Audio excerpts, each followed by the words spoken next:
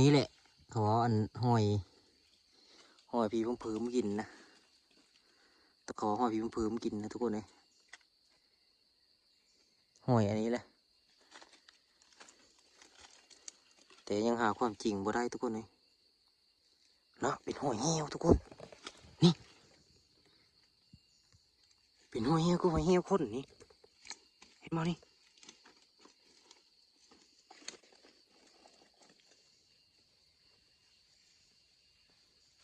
เป็นหอยเหี้ยวก็หอยเหี้ยวคนหรือว่าเม่นบอกเนาะทุกคน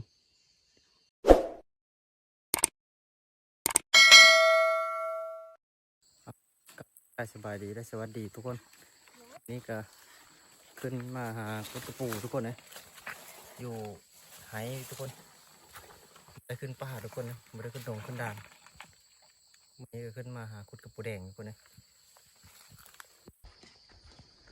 หาคุดกระปูทุกคนวันนี้ไม่ได้ขึ้นป่าแต่ไปไหทุกคนนะไปหาคุดกระปูแดงไปกับสาวกกพาหาคุดกระปูแดง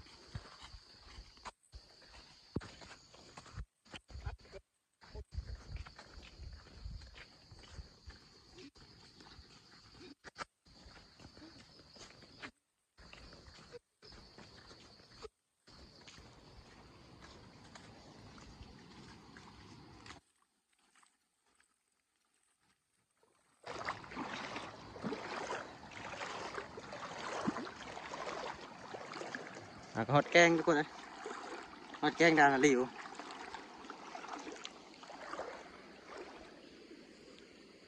ขบุญโอ้มียานหอนหนำ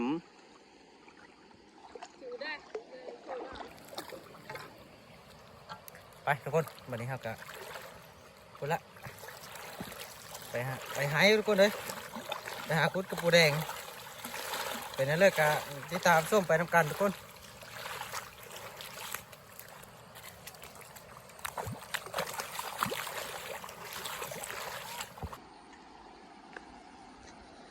แกงนี่ก็น้ำหลายทุกคนเลยแกงดานหลิว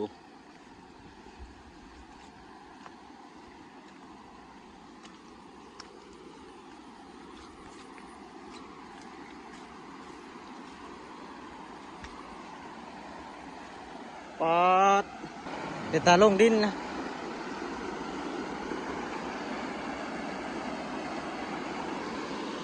น้ำไหลชอด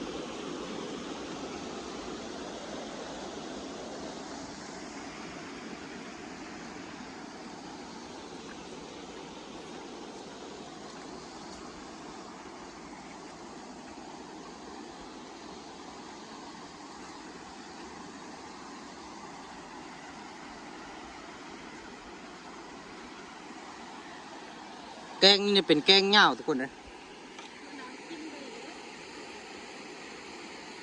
บรรยากาศกัดได้เลยทุกคนเลยนี่แกงน่ะเป็นแกงเหง้าลงพุ้นแหละแกงน่ะเหง้าจนฮอด40 เมตร50 เมตรเหง้าลงไปพุ่นทุกคนเลย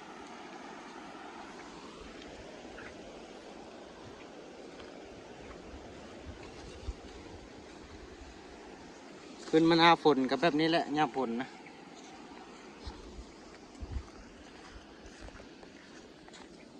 บอกที่ห้าเฮ็ดโคงูเหมือนนั้นนะโยฮันเป็นคน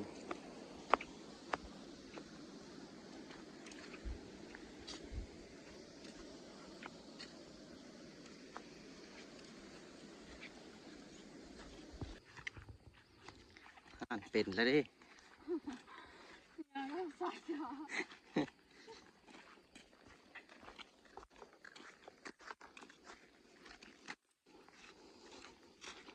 หาก็ได้เครื่องท่ากันคนเลย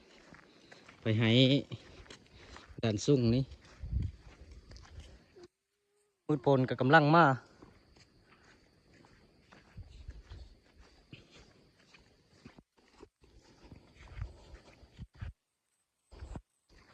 เขาจะไปเบิ่งกันเบไมเปิลทุกคนปลูกไว้ตั้งแต่เดือน3ป่ะ 3เดือน2เดือน6แม่นบ่เดือน3เอาปลูกตั้งแต่เดือน3ปลูกตั้งแต่มือก้อยมานั้นทุกคนเลยมาคอนตะกอกนั่นแหละไป3เบ้ทุกคนในเบ้เปิ้ลนะแต่ว่าจังหวะหลายอย่างจากเบ้นะเป็นในเลิกอะที่ตามชมมันกันทุกคนที่ไปเบิ้งเบ้ไม้เปิ้ลพร้อมทุกคนเลย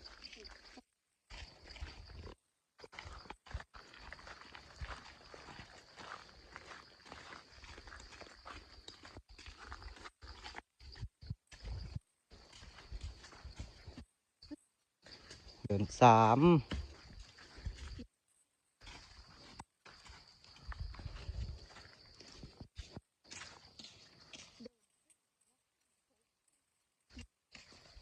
ที่7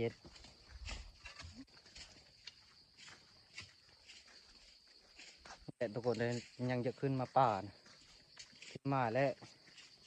บรรยากาศดีครับนี่ยินเสียงธรรมชาตินี่ทุกคนเลยเสียงนกเสียงหนูฮ้องทุกคนก็เลย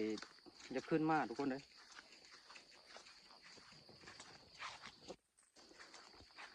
เต่ากับฮ้องแซ่บๆนะยุง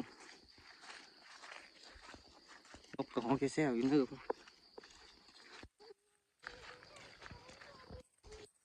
มากันมาดูบรรยากาศมาพักผ่อนทุกคนมาฟังเสียงน้ำไหลสงบดีทุกคนเลย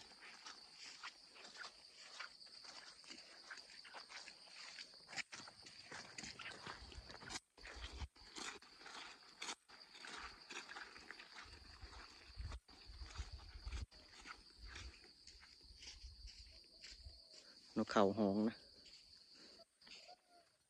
กู้อยู่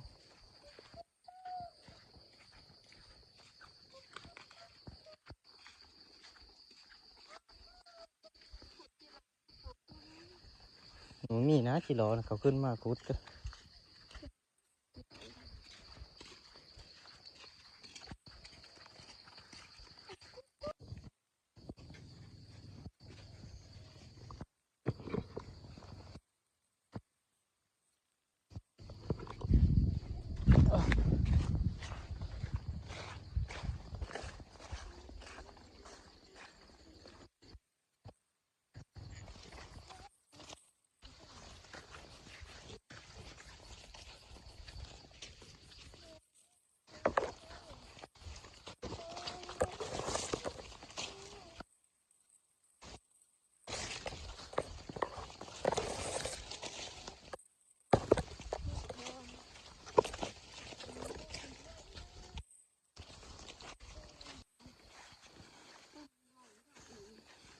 ปัด2 คนเนาะ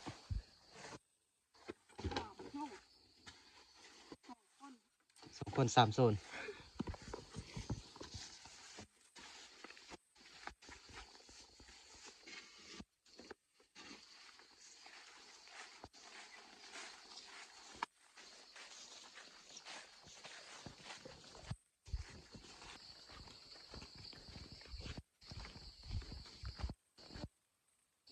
เข็มเหนียวมาก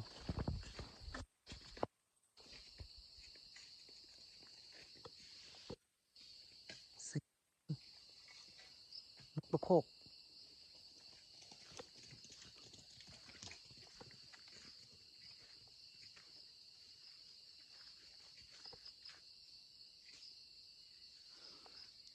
ทุกคน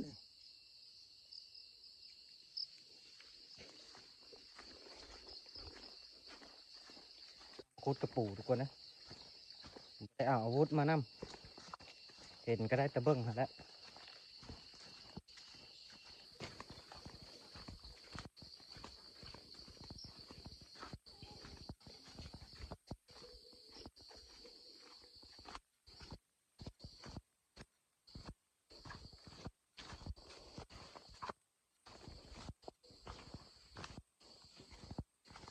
โกที่เราจะไต่ไปกันนี้แหละ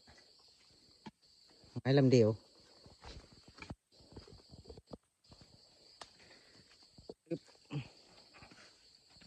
ข้ามห้วยโขใหญ่ก็น้ำไหลไป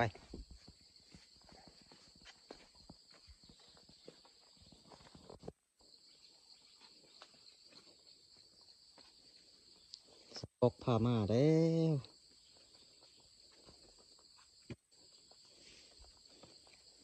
บาดเสียวจริงๆ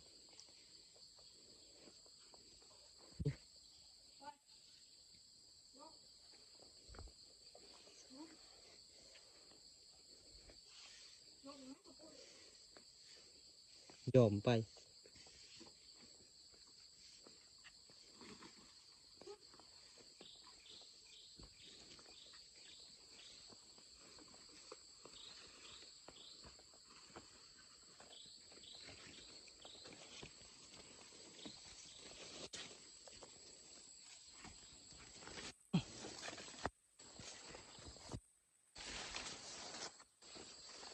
ตอนนี้ก็ห้ามมาวิทย์เลยคนแล้วเถงเขาเจ้าทุกคนนะนอนอยู่หน้าพี่เลยเข้าก็หากระดำปีนี้นะ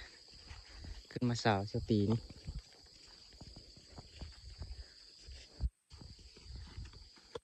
กลับมาทันตัวนี้เนาะนอนหายแล้วทุกคนโอ้ยตรงง่ายน้ำไม้ได้มองนะ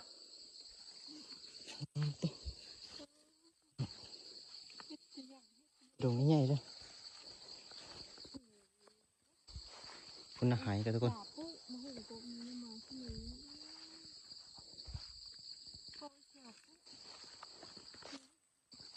เดี๋ยวเดี๋ยว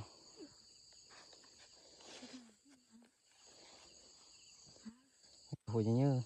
ๆปลามันแก่ทั้งหมดในแถวนี้นะ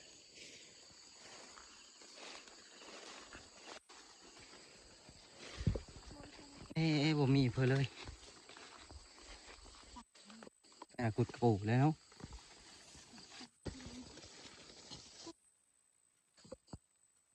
ตอนนี้ก็มาฮอดเลยทุกคนนะเป็นพ่อกับแม่นะเดี๋ยวไปหากุดกระปูแดงก่อนละมาทันไปโอ้แต่งก้น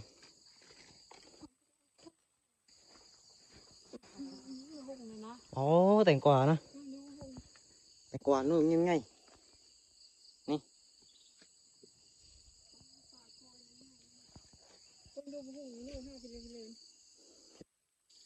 โอ้หมูหุ่งนะเป็นตัวนู่นเยอะๆทุกคนเลยหมูหุ่งหายปุ๊กกกนะกะเนาะมะถึงหมด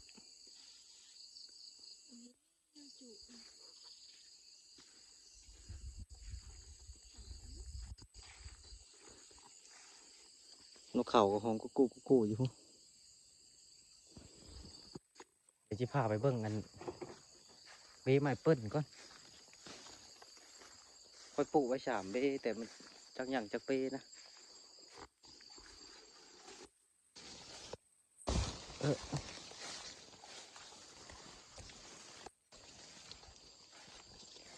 โอ้นี่ทุกคนเลยเราก็เห็นเบ้นึงเยอะเติบแล้วนี่เดี๋ยวจะพาไปเบิ่งเบ้ที่สองก่อนมาย่างบ้างบ่อย่างทุกคนตายแล้วเบ้ที่สองก็ตายแล้ว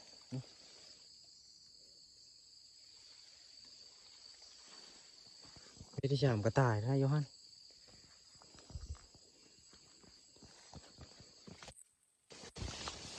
ไปทุกคนวันนี้ก็จะไปหาขุดกระปูก่อนทุกคนนะตอนนี้มืดฝนก็มากผู้เราจะไปหาขุดกระปูแถวเนื้อเล่านี่แหละทุกคนนะ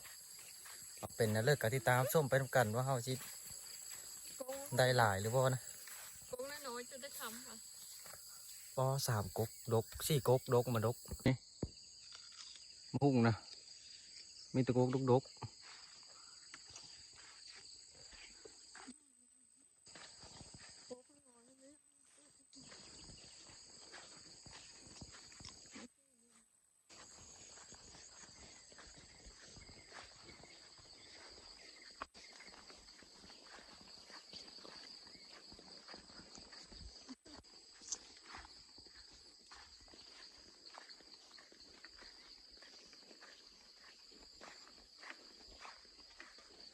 มันโพดฝุ่นจะล้มแถวนี้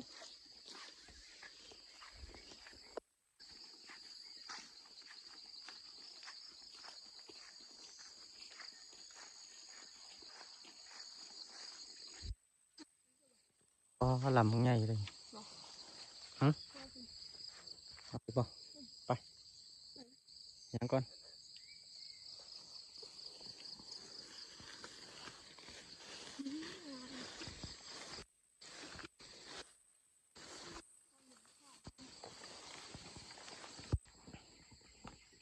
ไปทุกคนวันนี้ก็ฮอดบอลไปขุดกระปูแล้วปัญหาเราโอยทำมันนี้แหละอ๋อ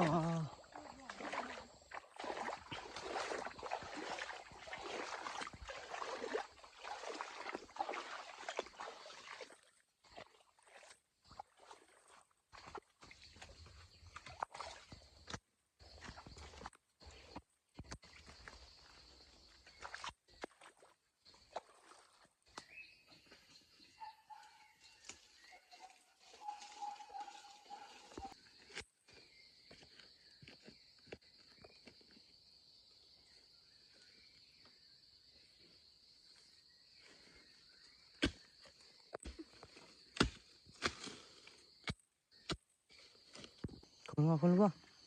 ตรงมาตรงมา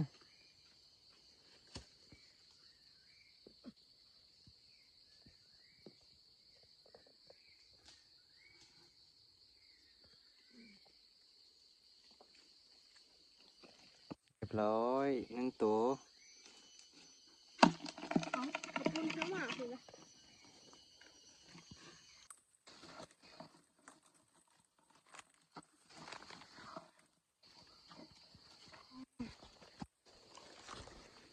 นี่ทุกคนโอ้ยเพลกิ่งนี่นะทุกคนนี่ห้อยโจ๊กกิ่งอันนี้นะอันเพลกิ่งนี่นะนี่ห้อยโจ๊กห้อยแห้นกินน้ำไหมนะ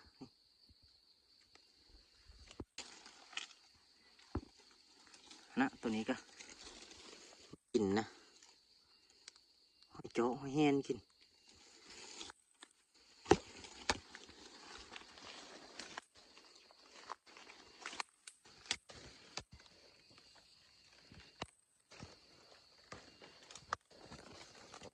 นะตัวนี้ก็ทุกคนนี่นี่แหละเขาว่าอันห้อยพีพุ่มพื้นกินนะตะขอห้อยพีพุ่มพื้นกินนะทุกคนเลยห้อยอันนี้แหละแต่ยังหาความจริงบ่ได้ทุกคนเลยเนาะเป็นห้อยเหี้ยวทุกคนนี่เป็นห้อยเหี้ยวก็ห้อยเหี้ยวคนนี่เห็นมั้ยนี่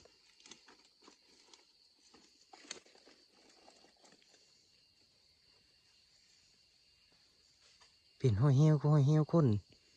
หรือว่าเม่นบอกมาเนาะทุกคนห้อยเหี้ยวนั่นคือห้อยเม่นห้อยเหี้ยวเม่นนี่แหละยันเม่นทุกคนนี่อยู่ก่อนนั่นก็กินทุกคนเลยเป็นห้อยเหี้ยวได้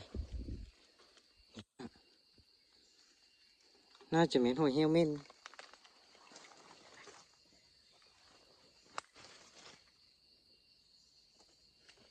ห้อยเหี้ยว1 2 3 4เล่มห้อยทั้งหน้าห้อยเหี้ยวทั้งหน้านะ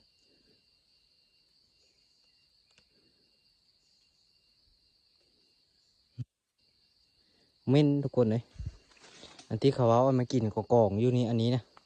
มันโมเมนต์ดอกเป็นผีพื้นผีเพื่อนนะมันเป็นเม่นทุกคนเม่นกิน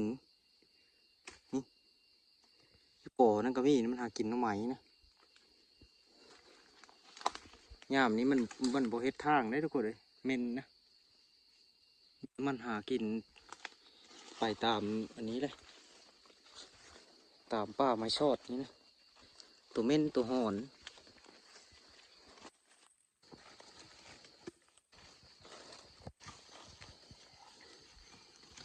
เอามาหากุดอันกระปู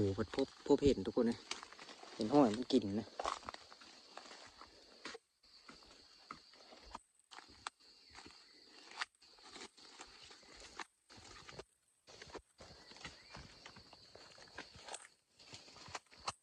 นี่พบแล้วทุกคนตัวกินกระปูนะ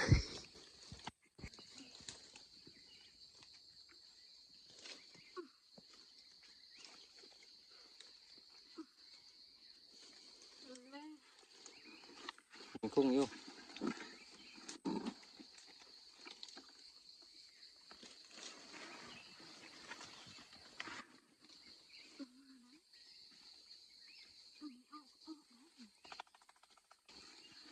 เอาไว้เอาตรงไง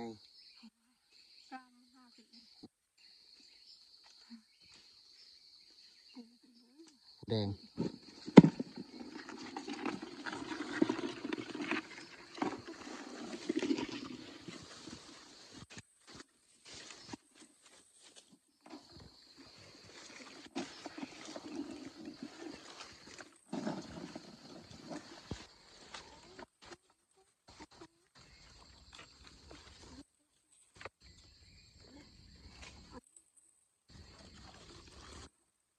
อืมตรงไง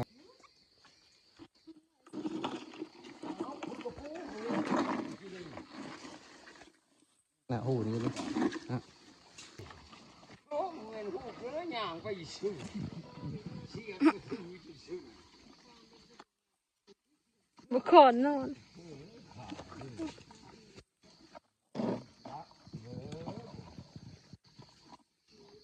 ยีกระปูตัวน้อยๆยัง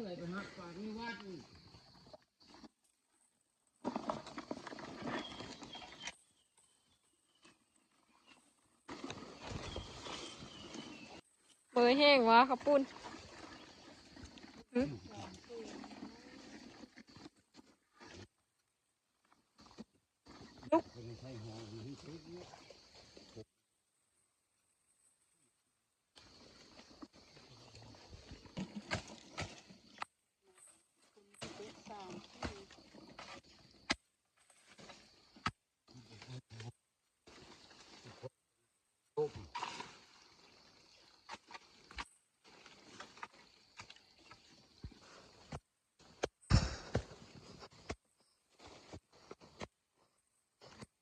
เอารถจกมาจกเอาเลย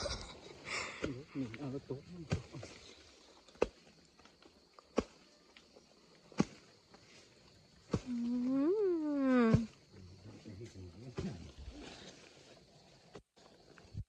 จนก็มีเห็นหูอีก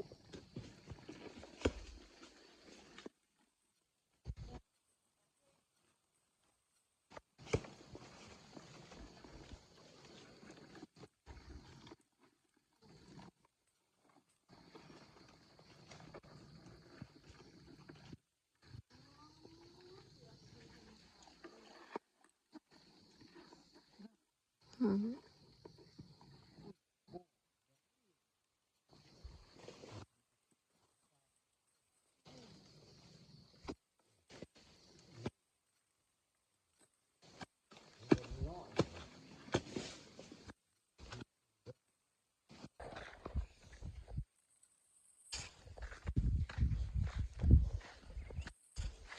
ปลูกแล้วทุกคนปลูกแล้ว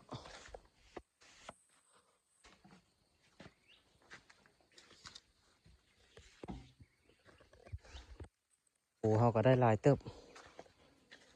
มาแล้วจีเฮอเบิ่งทุกคนนี่นี่แหละผลงานไปหาคูดนะได้น้อยหนึ่งตัวนั้นได้ใช่โยคุนะอ๋อตัวได้40 ปลายตัวปูแดงนะตัวผู้ขาวนี่นะของพ่อกับแม่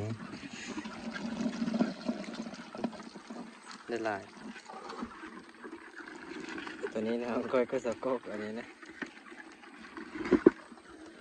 นอนขมำขมำอันนี้แหละหมาผ่านกันไนนะซื้อก็ซื้อกันไนหมาผ่านกันไนเลยมันก็เยอะนะ ป้าสิบอกขอบมาขอบ เลยวางๆแล้วพามันไป ลูกมันนี้น่ะ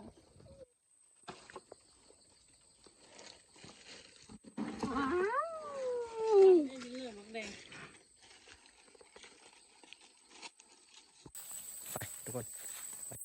แต่เมื่อบ้านให้ทุกคนนะเดินทางกลับบ้าน